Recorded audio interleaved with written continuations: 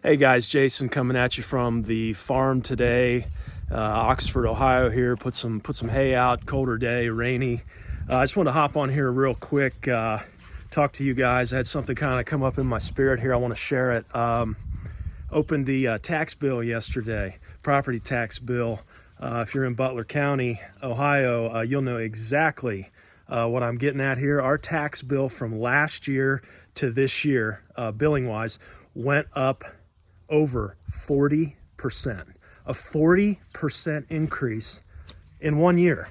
I mean, this coming at a time when families and small businesses are already struggling, already just ransacked with higher inflation and higher cost of living here. 40%.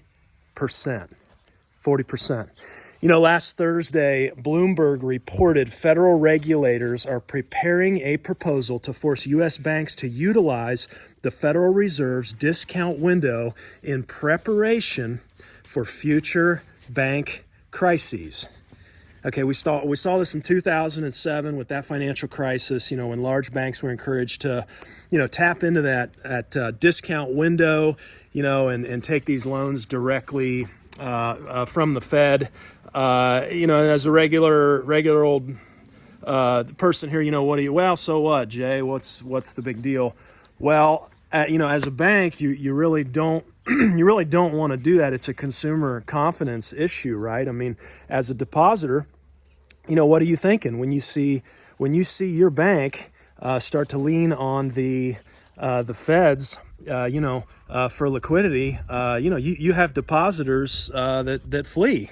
And so we have an attempt here by the Fed, a deliberate attempt to try and remove a signal of institutional risk. Of course, we know, you know, national debt's been spiraling out of control for a number of years, ever since I can remember, really.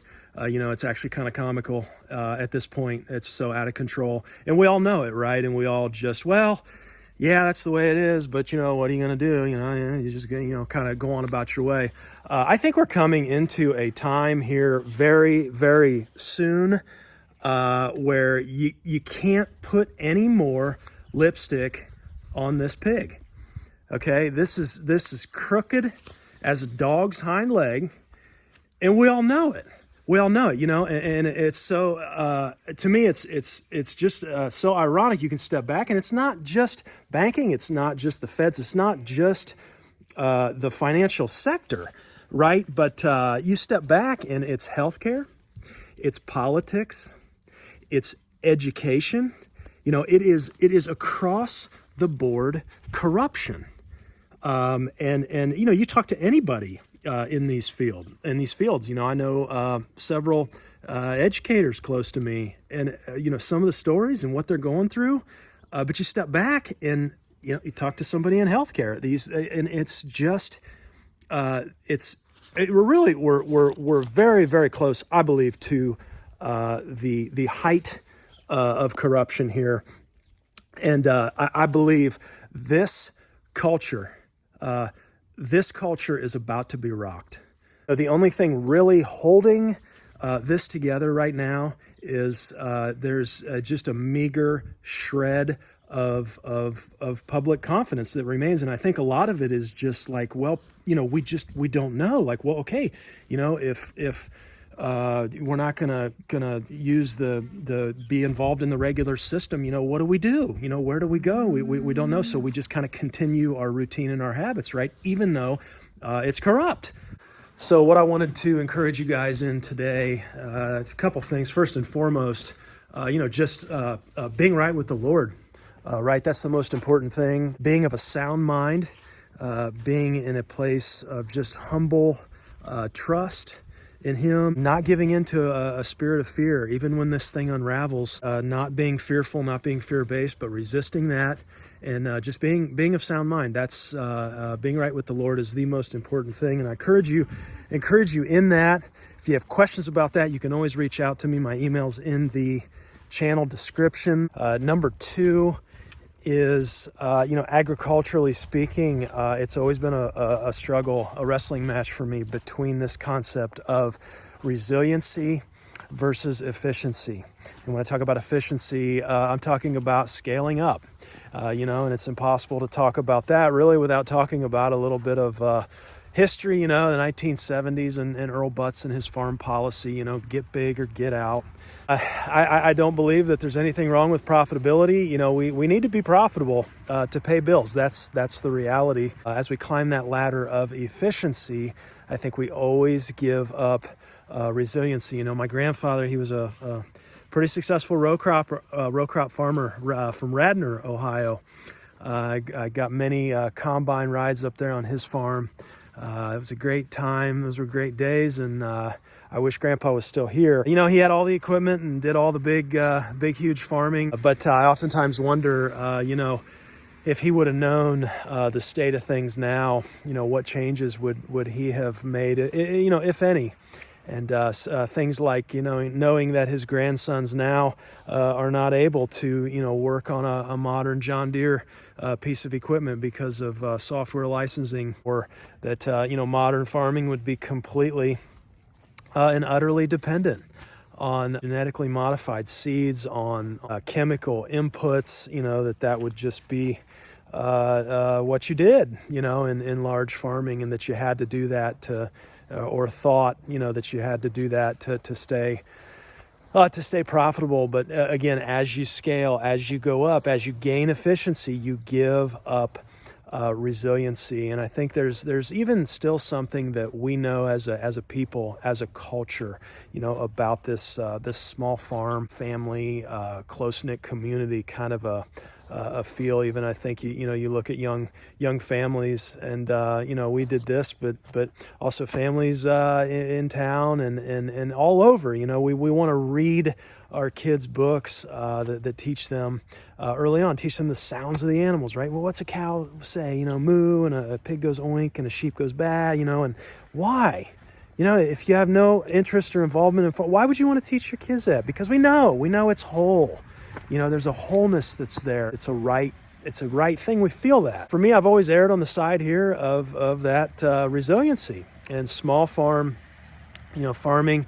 We've given up a lot to do that, but the Lord has provided for us in magnificent ways here. We talk about profitability. What if we thought of things being profitable in terms of relationships and relational capital? Right?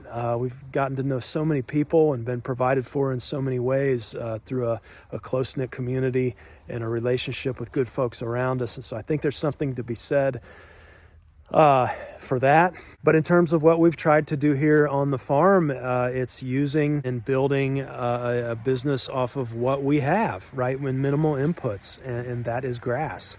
And so our two main enterprises, Red Devon Cattle for beef and St. Croix sheep. We sell breeding stock, and they thrive off of all grass. These are the genetics that we went after, we sought out, and we purchased. And I'm so thankful that we went that route, and that we're not any more reliant on the modern system than we are. So grass, sunlight, and rainfall, are our primary inputs here. We do raise chickens. You guys see chickens in the videos. We have two sets, laying hens in the coop, and then our roosters here. Those roosters, man, they are tough as nails. They stay out all year long, all winter long, and just thrive.